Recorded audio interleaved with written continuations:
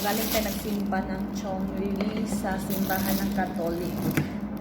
So, may nabili pa yung saging sa labas. Ayan o. Niluto ko na siya. So, ang saging pala doon sa labas ng simbahan is, ang dami po talaga mga paninda pag Sunday. So, ayan, nagkabili ko na isang piring o. Hindi ko talaga pag mag-city ako sa Chongli, talagang hindi ako hindi talaga ako katangihan ang saging. Ayan. Actually, nasa 180 plus 2, 4, 6, 8, 10, 12, 14, 15, 17.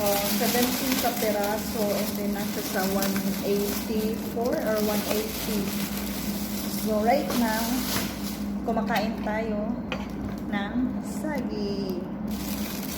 So, meron din pala akong binili na turon na saging. O, imagine na ha. Ang isang turon na saging is nasa 60 pesos. 60 pesos, 60 NT.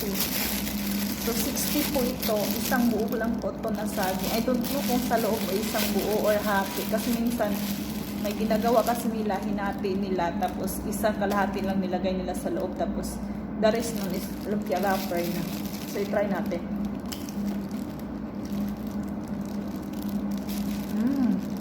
Malangka ka. Yan ang hinati nga. Siguro ang isang buo hinati nila para humaba. And then, saging. Every Sunday lang po siya sa labas ng simbahan. Daanan po siya. Madami sa gilid-gilid. Kaya, mas makalis ka po talaga pag bibili ka ng hilaw. Kaysa luto. Ayan o, imagine mo luto, 60 lang yan. Walang 60, mag-ilang piraso na paghalimbawa. Ito nga 60, 65. 6 or 7 ka piraso o, diba? Kaya ka. Bye-bye, kaumaya ako.